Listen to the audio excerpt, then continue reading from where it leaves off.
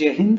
Pressure gradient force, frictional force और कोरिलेस force के बारे में बातचीत हमने इससे पिछले सेशन में खत्म कर दी थी। इसी टॉपिक के अंदर एक और टॉपिक दिया गया है, प्रेशर एंड विंड। आज के सेशन में सबसे पहले हम बात करेंगे प्रेशर एंड विंड के बारे में। देखो शुरू करते हैं। इससे पिछले सेशन में हमने देखा था कि ये जो फ्रिक्शनल फोर्स है, ये फ्रिक्शनल फोर्स एक्ट करता है लगभग 3 किलोमीटर की हाइट तक। 3 किलोमीटर की हाइट के बियॉन्ड अपर एटमॉस्फेयर में ये जो विंड्स का मूवमेंट देखने को मिलता है, इस विंड्स के मूवमेंट के ऊपर फ्रिक्शनल फोर्स देखने को नहीं मिलता है। अपर एटमॉस्फेयर में ये जो विंड्स का मूवमेंट देखने को मिलता है, इस विंड्स के मूवमेंट को मेनली कंट्रोल किया जाता है by the pressure gradient force and Coriolis force. बेहद सिंपल।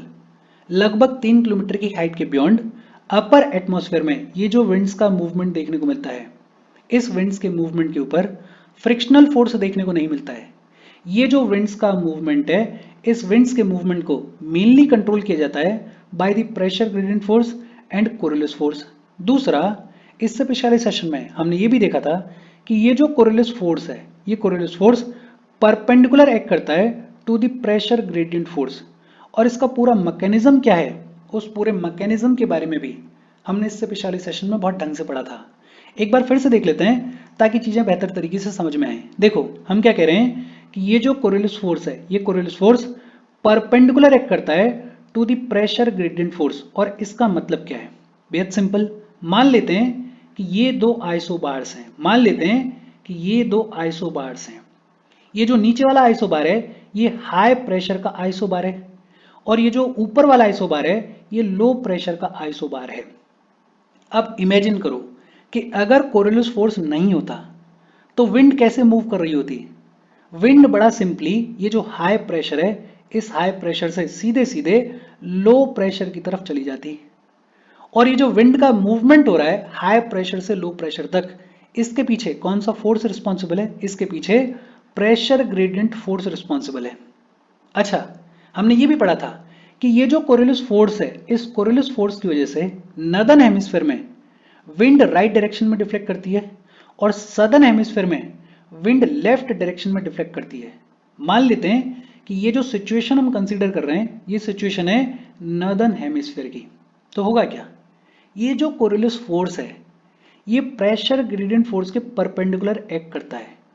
और ये जो कोरिलेस फोर्स है, ये विंड को डिफ्लेक्ट करने की कोशिश करेगा और विंड को डिफ्लेक्ट करेगा टुवर्ड्स द राइट डायरेक्शन। और हो सकता है विंड डिफ्लेक्ट होने के बाद कुछ इस तरीके से फ्लो करे। लेकिन इससे पिछले सेशन में हमने ये भी देखा था कि ये जो कोरिलेस फोर्स है, कहने में तो ये आता है कि ये प्रेशर ग्रेडियंट फोर्स के परपेंडिकुलर एक्ट करता है, लेकिन एक्चुअल में ये जो कोरिलेस फोर्स है, ये विंड की डायरेक्शन के परपेंडिकुलर एक्ट करता है। इसका मतलब क्या है कि ये जो विंड डिफ्लेक्ट हुई, ये जो विंड डिफ्लेक्ट हुई, अब ये जो विंड की नई डायरेक्शन है, ये जो कोरिलेस फोर्स है, इस विंड की डायरेक्शन के परपेंडिकुलर एक्ट करेगा और इस विंड को और ज्यादा फर्दर राइट में डिफ्लेक्ट करने की कोशिश करेगा। अगर इस विंड के पास में इनफ वेलोसिटी है तो अब क्या होगा, ये जो कोरिलेस फोर्स है, ये इस विंड को फर्दर डिफ्लेक्ट कर देगा टुवर्ड्स द राइट। और हो सकता है ये जो विंड है, इस विंड की नई डायरेक्शन अब ये है। अगर इस विंड में अभी भी इनफ वेलोसिटी है तो ये जो कोरिलेस फोर्स है, अब इस विंड की डायरेक्शन के परपेंडिकुलर एक्ट करेगा और कोशिश करेगा कि ये जो विंड है, इसको और फर्दर राइट में डिफ्लेक्ट किया जाए। और हो सकता है अब ये जो विंड है वो कुछ इस तरीके से फ्लो करने लगे और एक पोजीशन ऐसी आ जाएगी कि हो सकता है कि ये जो विंड है, ये डिफ्लेक्ट होते होते कुछ इस तरीके से फ्लो करे कि ये आइसोबार के ऑलमोस्ट पैरेलल फ्लो कर रही हो। देखो बहुत सिंपल है। आमतौर पे लैंग्वेज में कहने में ये आता है कि ये जो कोरिलेस फोर्स है, ये प्रेशर ग्रेडियंट फोर्स के परपेंडिकुलर एक्ट करता है, लेकिन एक्चुअल में ये जो कोरिलेस फोर्स होता है, ये विंड की डायरेक्शन के परपेंडिकुलर एक्ट करता है। अगर विंड में इनफ वेलोसिटी है तो ये जो कोरिलेस फोर्स है, ये विंड की डायरेक्शन के परपेंडिकुलर एक्ट करता जाता है और कोशिश करता रहता है कि जो विंड है उसको फर्दर डिफ्लेक्ट किया जाए।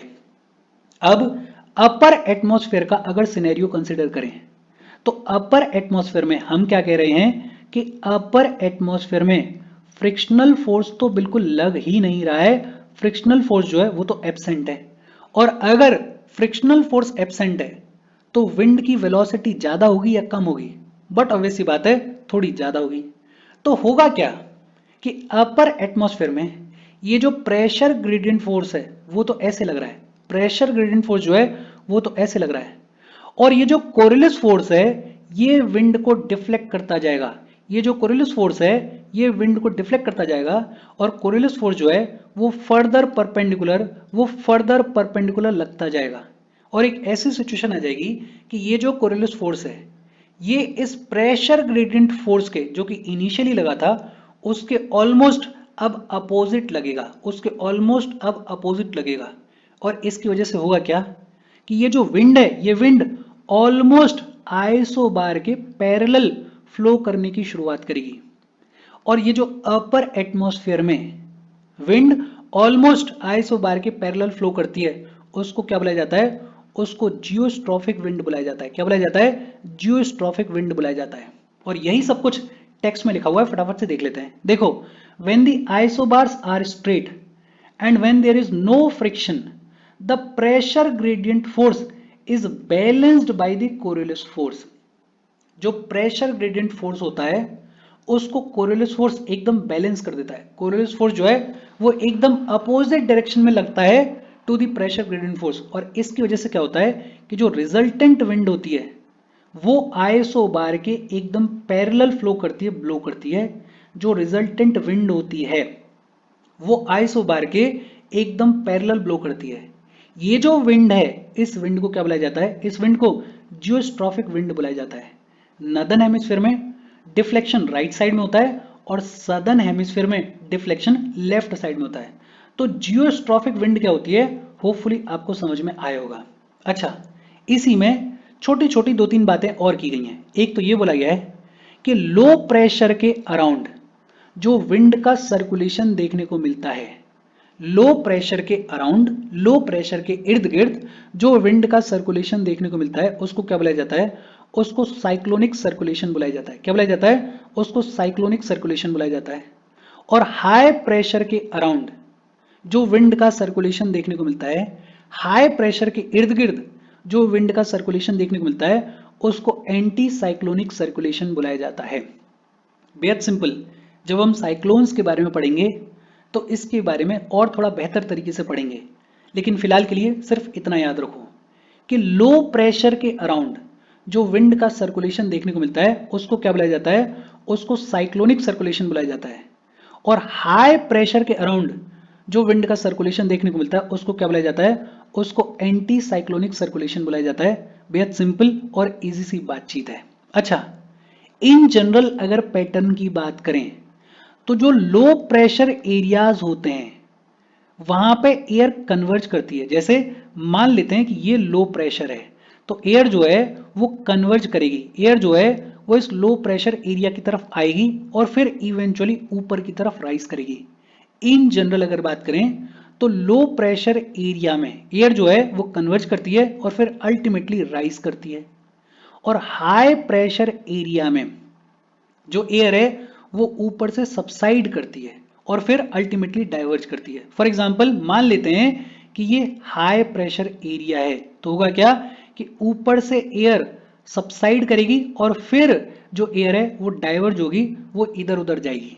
तो जनरल पैटर्न क्या है कि लो प्रेशर एरिया में एयर कन्वर्ज होती है और फिर अल्टीमेटली राइज होती है, और हाई प्रेशर एरिया के ऊपर एयर सबसाइड करती है और फिर अल्टीमेटली डाइवर्ज होती है। अच्छा, कन्वर्जेंस के अलावा कुछ एडीज देखने को मिलते हैं, कुछ कन्वेक्शन करंट्स देखने को मिलते हैं, कुछ ओरोग्राफिक अपलिफ्ट देखने को मिलते हैं, कुछ फ्रंट्स के अलोंग एयर का अपलिफ्टमेंट देखने को मिलता है। ये जो सारी चीजें हैं ये असेंशियल हैं for the formation of clouds and precipitation. इन सभी चीजों के बारे में धीरे धीरे करके हम इसी चैप्टर में पढ़ेंगे, बातचीत करेंगे। देखो, बेहद सिंपल सी बात है, प्रेशर एंड विंड की कहानी क्या है, और इस प्रेशर एंड विंड में जो ज्यादा इंपॉर्टेंट चीज है वो ये है कि जियोस्ट्रॉपिक विंड्स क्या होती हैं ये आपको समझ में आना चाहिए। बाकी ये जो हमने बात की कि लो प्रेशर के अराउंड जो विंड का सर्कुलेशन होता है उसको साइक्लोनिक सर्कुलेशन बुलाया जाता है, और हाई प्रेशर के अराउंड जो विंड का सर्कुलेशन होता है उसको एंटी साइक्लोनिक सर्कुलेशन बुलाया जाता है। इसको बेसिक तौर पे दिमाग में रखो, आगे जैसे जैसे हम बढ़ेंगे ये और बेहतर तरीके से आपको समझ में आएगा। एक जनरल पैटर्न आपको ऑलरेडी पता ही है कि लो प्रेशर एरिया में एयर कन्वर्ज होती है और फिर अल्टीमेटली राइज होती है, और हाई प्रेशर एरिया में एयर सबसाइड करती है और फिर अल्टीमेटली डाइवर्ज होती है। बेसिक सिंपल सी बातचीत है, होपफुली आपको समझ में आई होगी। हम आगे बढ़ें उससे पहले वीडियो पे लाइक के बटन को दबा दो। लाइक दबाना जरूरी है बिकॉज यूट्यूब ऐसे ही फंक्शन करता है, जब आप वीडियो पे लाइक के बटन को दबाते हो तो यूट्यूब वीडियो को कंसिडर करता है और थोड़ा सा पुश कर देता है। तो लाइक का बटन दबा दो, शेयर कर दो अपने सोशल मीडिया हैंडल्स पे, व्हाट्सएप वगैरह पे अपने फ्रेंड्स को। जो भी लोग इसमें इंटरेस्टेड हैं, इससे रिलेटेड पढ़ाई कर रहे हैं, उनको शेयर कर दो। अगर चैनल को सब्सक्राइब नहीं किया है तो फॉर श्योर चैनल को सब्सक्राइब कर लो। और अगर आप केपेबल हो, हेल्प करना चाहते हो, तो आप हमें हेल्प कर सकते हो by clicking on the join button, या फिर आप कंट्रीब्यूट कर सकते हो क्यूआर कोड को स्कैन करके। अच्छा, फिर इसके बाद बात की गई है general circulation of the atmosphere के बारे में। एटमॉस्फेयर में ये जो विंड है इसका जनरल सर्कुलेशन किस तरीके से देखने को मिलता है। देखो, ये जो प्लेनेटरी विंड्स का पैटर्न होता है ये लार्जली किन किन चीजों पर डिपेंड करता है। एक तो ये डिपेंड करता है latitudinal variation of atmospheric heating. ये जो एटमॉस्फेयर हीट होता है किसी पर्टिकुलर लैटिट्यूड पर ज्यादा हीट होता है, किसी पर्टिकुलर लैटिट्यूड पर कम हीट होता है।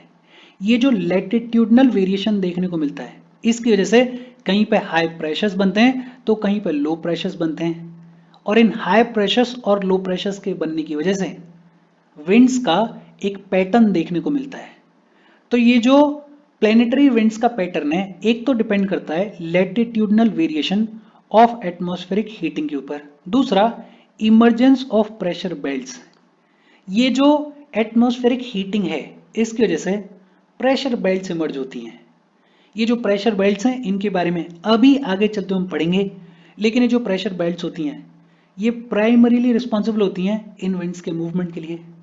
तीसरा, migration of belts following apparent path of the sun.